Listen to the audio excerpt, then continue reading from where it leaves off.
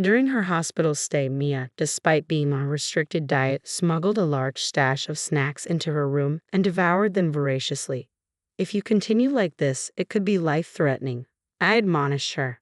Mia shot back angrily. If you bothered to cook healthy meals for me, maybe I wouldn't be so sick. Stop blaming me. With venom in her voice, she added, Mr. Perfect Daddy thinks he can lecture me. Maybe you should just divorce and disappear, she spat, her eyes blazing with resentment. Later, when I returned to the car, I saw missed calls from Tom. I recounted the argument with Mia, only to be met with a furious response. Maya is unwell. You should be more supportive. I hung up without a word. Seeking some distance, I checked into a hotel to gather my thoughts. But then, after receiving a certain photo from Anna, my resolve shifted. Maya, I'll grant your wish for a divorce. But before that, I'll expose your dear daddy's true colors. Just wait. My name is Katie, a 45-year-old housewife. I married Tom, my former colleague, 5 years ago. Lost in my career throughout my 30s, Tom joined my department 7 years ago and pursued me relentlessly. After 2 years of dating, we became a couple. Tom had divorced his ex-wife due to infidelity and had a daughter named Mia, in elementary school then. Concerned voices surrounded me, but when I met Mia during our engagement, she was innocent and adorable, sparking my joy at the prospect of having a child. Despite no blood relation, I resolved to care for her. Yet my determination soon wavered. By our wedding, Mia, then in 6th grade, loved games, music, and constant snacking. She would sprawl on the living room couch, absorbed in games and music, always munching. Despite 3 meals daily, her constant snacking was excessive. Eating 2 pancakes, 2 bags of chips before dinner, followed by a hearty meal of fried chicken and 2 bowls of rice, even for a growing child, was clearly too much. Since she wasn't involved in any sports clubs, Maya naturally had a plump body. Maya, I think you're eating too much. It's not good for your health. I often reminded her. She tended to skip vegetables and favored greasy or meaty dishes. When I finally couldn't hold back and cautioned her, she wrinkled her face in annoyance. Shut up. You're not my real mom, so just leave me alone. Her sharp retort stung. Your cooking's okay, but you should fix your nagging. That might dump you. I shared my concerns with Tom, hoping for support, but he just chuckled. She's going through a rebellious phase. It'll pass. But Maya eats a lot. I worry it's affecting her health. I pleaded. She gets upset when there's no food, so I keep snacks stocked, but she devours them quickly. She doesn't like low-calorie snacks like dried fruits or rice cakes. I had a big appetite as a kid too. It settles down by 30. Don't worry, Tom reassured me with a laugh, looking down at his slim frame. But his years in the college basketball club meant his metabolism was different. Despite my concerns, Tom, who did it on Mia, wouldn't listen. Soon, Maya entered middle school and fell in with a troublesome crowd. She started staying out late after band concerts, and before tests, she and her friends got piercings, her style becoming increasingly bold. You're still in middle school. Piercing your nose and lips at home is reckless, I scolded Mia firmly. You need parental consent if you're under 18. There's a risk of infection, Mia. Tom, ever relaxed, stood by her side. Relax, Katie. It's not a big deal. Maya and her friends are fine with it. That's not the point. You might think it's fashionable, but it's risky, I insisted, frustrated. Maya turned to Tom for support. Dad understands, right? Of course, Mia. You look great no matter what, Tom replied, flashing a reassuring smile. His indulgent demeanor left me exasperated. Maya continued to neglect her studies in high school, prioritizing games and music. Predictably, she struggled with her entrance exams, barely making it into the state's lowest-ranked school. Shortly after starting school, Maya began experiencing frequent illnesses. She complained of fatigue, stomach aches, nausea, and occasional fevers. A visit to the local clinic initially diagnosed her symptoms as stress related to school. Though I agreed at first, as her condition persisted, I urged Mia to see a specialist at a general hospital. I hate needles and tests. They're too harsh on me, Maya protested, with Tom siding with her. Let's wait and watch a bit longer before rushing into anything. Concerned about the seriousness of Mia's symptoms, I argued, but what if it's something more serious? We're both at work during the day. What if something happens when we're not around? Maya dismissively replied, then you should quit your job. If Katie takes care of me, you won't have to worry. She can take me to the hospital if needed. I was momentarily stunned.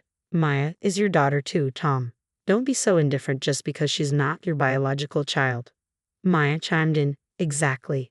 Besides, Dad makes more money than you, so your job doesn't matter. Feeling disheartened, as much as I cherished my work, I reluctantly resigned. From then on, Maya's demands on me grew. As soon as she returned from school, it began. Oh no, I forgot to buy pudding. Go to the cake shop by the station. Massage my legs, they're sore. And my shoulders and back too. What's this? Stew. I want sweet and sour pork instead. Throw this out and make it. Her demands intensified when she wasn't feeling well. Claiming she couldn't sleep, she would summon me to her room in the middle of the night to discuss trivial matters. That girl in my class is such a teacher's pet. It's annoying. Hey, are you listening? Don't fall asleep. She even expected me to cure her headaches. Tom, can't you talk to Mia about this? Exhausted from lack of sleep and emotional strain, I pleaded with him. I understand she needs support when she's sick, but this is becoming too much for me. Tom sighed deeply. You're Maya's mother now. You need to handle it. Kids' demands can be endearing, right? Why don't you take over on weekends then? I implored. Tom shrugged helplessly. I work to support us. Can't you see that? At least try to fulfill our daughter's wishes with a smile. Then can't you come home earlier? I argued desperately. You've been working overtime and traveling a lot lately. Can't you spend more time with Mia? No way. I'm busy. Maya is your responsibility, Tom said firmly, showing little interest in becoming more involved. My feelings of isolation and mistrust deepened. Even Tom, usually laid back, grew concerned as Maya's condition persisted for over a year. A colleague suggested that Maya's symptoms might indicate a liver problem. We should get her properly checked at the hospital. I insisted. Despite my persistent urging, Tom had always been reluctant. But a single comment from a coworker suddenly changed his mind. Exasperated, I accompanied them both to the hospital. Following a thorough examination, Maya was diagnosed with cirrhosis. She has jaundice and ascites. It's currently at grade B, severe but not immediately life-threatening, the doctor explained solemnly. Why did you wait so long to get her checked? I asked, feeling a mix of anger and helplessness. Both Tom and Mia, typically carefree, now looked ashamed. It appears the cirrhosis stemmed from hepatitis C. Any idea how this could have happened? For instance, sharing ear-piercing equipment without proper sterilization. Maya gasped in realization, her face twisting with regret. Will she require surgery? Tom inquired anxiously. The doctor responded calmly. First, she needs hospitalization for nutritional support and monitored exercise. If untreated, it could progress to liver cancer. A liver transplant may be necessary once her condition stabilizes. Got it, I said, seeing Mia off to her hospital room with a nurse. On the drive home, Tom spoke up. Let's register for a living donor liver transplant. Waiting for a donor could worsen Maya's condition. Agreed, I replied. Katie, I'm counting on you to register too, Tom said, studying my profile intently. You'll do it, won't you? I can't handle the pain, I stammered in disbelief. Donors can face complications like bowel obstructions or ulcers. It would be a risk, especially since I'm the main provider, Tom explained. That's true, but is it all right for me to be the donor? I wanted to ask. Don't worry, it's usually not life-threatening. The liver regenerates even after partial removal, so it's not a big deal. Tom's cheerful reassurance left me uneasy. But I couldn't stand idly by as Maya's condition worsened. After undergoing compatibility tests and being confirmed as a match, I registered as a liver donor. As Maya's health improved, I prepared myself for the transplant. Despite my fear, as Maya's mother, even without a biological tie, I was determined to support her in every possible way. One day, after some time had passed, the hospital called. Maya's condition had stabilized and they wanted to schedule the liver transplant surgery. Knowing Maya's reluctance towards me, I insisted the doctor keep my role as the donor a secret. With the surgery date set, I underwent final tests at the hospital. On my way back, I stopped in Maya's room and was shocked. Despite being on a restricted diet, she had stocked up on snacks from the hospital store and was devouring them. I lost my temper and scolded her sternly. Do you realize the seriousness of your condition? This could be life-threatening if you continue like this. You need to take your health seriously. Mia, crumbs falling from her mouth, lashed out. It's your fault. If you had cooked healthier meals and snacks over these past years, I wouldn't be sick. Take responsibility. Her accusation hit me like a blow. You're the one who always demanded high-calorie meals and snacks, I retorted firmly. Maya sneered. You're always controlling everything. It's infuriating. She muttered bitterly. I don't need you anymore. I don't even want to see you. Just a parasite acting all high and mighty. Get a divorce and disappear. Her words pierced me deeply, leaving me numb and distant. Fine, I replied quietly and left her room. When I returned to the car, I saw missed calls from Tom. I recounted my exchange with Mia, only to be met with furious yelling. Why are you being so obtuse? Maya is ill, and you should be more supportive. What if her condition worsens due to stress? I felt miserable. Why do I have to endure this?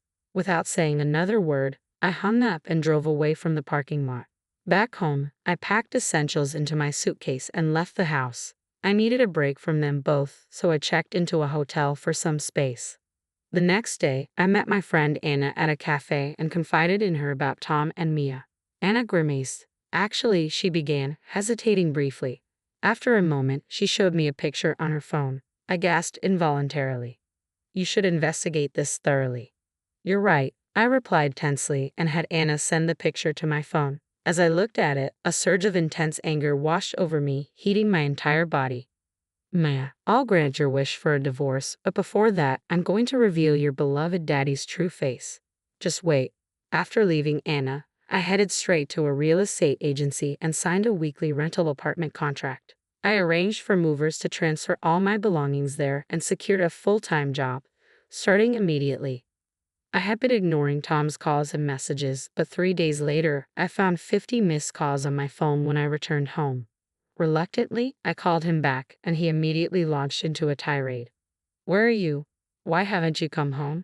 And why did you suddenly send divorce papers?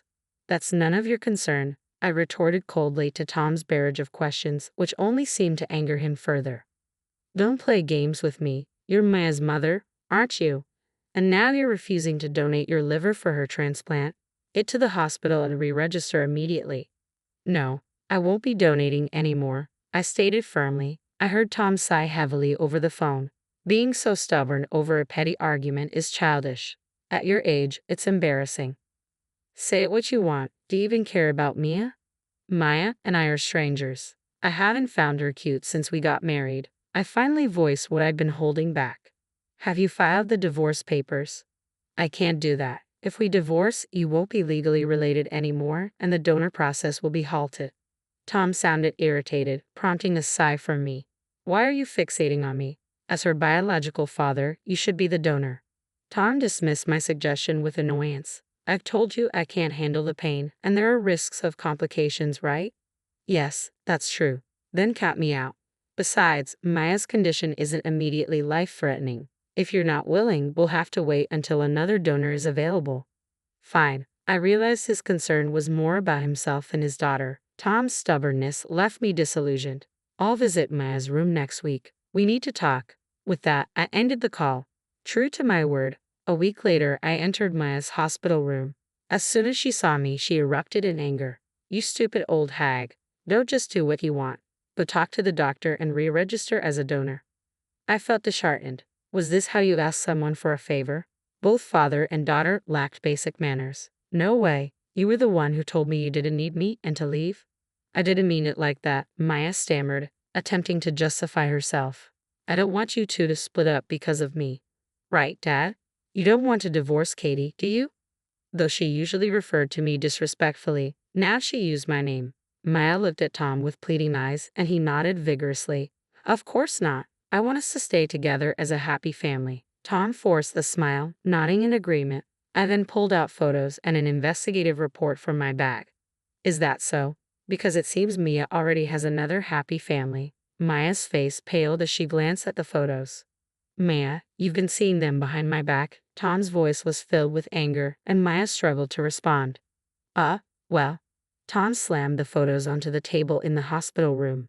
They showed a woman with a figure similar to Mia's, a tall man in a suit, and Maya enjoying a meal at a restaurant, likely taken discreetly from a nearby table. Another photo captured the three walking down a bustling street, holding upscale shopping bags with joyful expressions. How did you find out I was meeting my mom and her new husband? Hiring a detective is so sneaky. Maya snapped at me. When I was tidying your room, I noticed all those expensive brand name bags. I couldn't figure out how you were affording them without a job, I explained calmly. None of your business. Maya shot back, glaring at me. I can't ignore it. I'm your mother, after all, I replied with a smile, which only deepened Maya's scowl. Sometimes when you came home late, you smelled like perfume. Your story about dinner with friends didn't add up. Tom looked puzzled and Maya sulked. You usually come home after I've showered and on weekends, you return after midnight, I added. Oh right, Tom scratched his head, chuckling awkwardly. I was suspicious, so I hired a detective. I'm relieved you weren't hanging out with the wrong crowd. Mind your own business, Maya muttered. Dad, I'm sorry, Mom insisted, and I couldn't say no. Maya tried to smooth things over using a sweet, conciliatory tone. Tom forced a smile and said, I understand.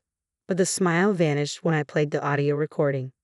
Mom, Dad is so stingy. He works at a big company, but my allowance is only $200 a month. Can you believe that? It disappears as soon as I buy one outfit. I hate living like this. Just bear with it for now and marry a rich guy like your new husband. A voice similar to Mia's spoke, and a man's voice agreed. Come live with us, Mia. I'll buy you anything you want. But if I move, I won't see my friends. Plus, leaving Dad alone would be sad, right? He has no friends at all. You're so sweet not wanting to leave your dad. The woman replied before they all burst into laughter. Tom's face turned crimson. Maya paled and shrunk into the bed. Maya, this is really serious, Tom finally said after a long silence. You know your mom cheated with that guy, and that's why we divorced. Yet you've been meeting them in secret. Tom's voice was calm, but his eyes betrayed his anger, making Maya visibly uneasy. But Mom's new husband is really nice. He buys me whatever I want and takes me to fancy places. Honestly, I think Mom made the right choice marrying him, Maya blurted out, her panic causing her to dig herself deeper. Even when I ask Dad for something, he complains about taking me out to a sushi place. He works at a big company, so why do we have money? It's not like he gambles, Maya snapped, her frustration evident. Tom's face twisted with anger. That's not your concern. And your cirrhosis. It's because you've been eating lavish meals behind my back. From now on, you're forbidden to see them. Maya retorted defiantly, you don't know the law. Even if you're divorced, children have the right to see their parents. I thought marrying this woman would mean a higher salary and a luxurious life. But all I get is a measly allowance, no dining out, and a nagging old lady. There's no point in staying at home. So that's what you were thinking when you sweet-talked me during our engagement. I interjected, feeling a sense of clarity wash over me. I let out a faint smile as Tom, next to me, wore a smug expression while speaking to Mia. Listen, I work hard, sweating and stressing to support you. Do you think I enjoy overtime and business trips? But Mia, I'm saving money for your future. Isn't that more important than luxury? I stared at Tom intently as he tried to reason with Mia. What's going on? He asked, puzzled by my smile. The other day, I spoke to your boss. We used to work in the same department, so we know each other well, I explained calmly. Yeah, so. I asked if there was any way to reduce your overtime, weekend work, and business trips because you're hardly ever home, I continued, watching Tom's eyes start to dart around nervously. My boss said our department is quiet right now. There's hardly any overtime or weekend work and certainly no business trips. We leave on time every day, I revealed, tapping my phone to display images and placing several photos and an investigation report from my bag next to Mia. Mia's eyes widened as she snatched the report from my hand. As she read through it, her expression turned to one of fury, hands shaking as she held the document. In the report, it says you're a regular at a girls' bar in the entertainment district, going there 4 times a week after work. You even bought an apartment for a 20-year-old waitress and sometimes escort her to work. Every few months, you take trips together. It's like you're living together. Do you have any sense that your wife and daughter are waiting for you at home? Maya read aloud, her voice low but filled with anger. It's none of your business how I spend my salary, Tom grumbled with a sullen face. I'm helping her with college expenses and giving her tips. It's like supporting a hardworking girl, just like volunteering. I chuckled at Tom's audacious remark. She lives in the same apartment complex as Anna. People have been gossiping about them shopping together at the local supermarket or getting cozy in the lobby. They think we make a handsome couple, Tom quipped. Don't be ridiculous. No one would believe that, I retorted with a mocking laugh. They see it as pathetic, an older man fawning over a girl young enough to be his daughter. You're becoming a laughing stock. It's not just anger I feel, it's utter disbelief. Tom's eyes narrowed sharply. They don't call it love. It's disgusting. Maya grimaced in disgust and spat out. Seriously, Dad? Falling for someone my age? There's something wrong with you. Shut up. Let me love whoever I want. Maya retorted defiantly. Seeing both Maya and I bristling with anger, Tom spoke passionately. She wants to marry me after she graduates. Be happy for me, Mia. You'll have a young and beautiful stepmom. Tom grinned, but Maya sighed deeply, clearly distressed. Dad, wake up. She's just using you for your money. I don't want a stepmom who's only 3 years older than me. It's ridiculous. It doesn't matter. Even if you don't approve, we're getting married, Tom calmly replied to Mia's angry outburst. No, Mia, you're more important. But with a healthy liver, you'll be fine on your own, Tom assured her. Maya shot me a sharp look. That's right. I don't care if you divorce, but give me your liver first. She got off the bed, approached me, and grabbed my arm with surprising strength for a sick person. The liver regenerates even after part of it is removed, right? So stop being selfish and give it to me. Legally, you're my mother, so fulfill your duty. At least be useful for once in your life, you useless jerk. After everything I've done for you and your dad over the past 5 years, now you're resorting to threats like this? I said in exasperation. Tom sneered. Are you afraid of the surgery, Katie? You're nothing but a coward and a hypocrite. Pathetic. As I've said before, why don't you step up then? I shot back. Maya jumped to Tom's defense. Dad wasn't a match, so he couldn't. Yeah, that's right. I'm sorry, Mia. Tom apologized, clasping his hands together. Frustrated, I pressed play on the recording app. I told you I can't handle pain, and there are risks of complications, right? Yes, that's correct.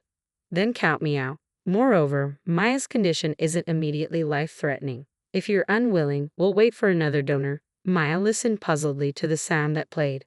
What? Those were Dad's true feelings. He never even went through the compatibility test. If you don't believe me, ask the doctor, I said awkwardly. Maya turned to look at Tom. Tom was sweating profusely, his mouth opening and closing as he struggled to come up with an excuse. In the end, he cares more about himself than his own daughter. No, that's not. Maya's eyes quickly filled with tears. That's cruel. I trusted only you, Dad. Maya's voice quivered, but Tom's response was even more callous.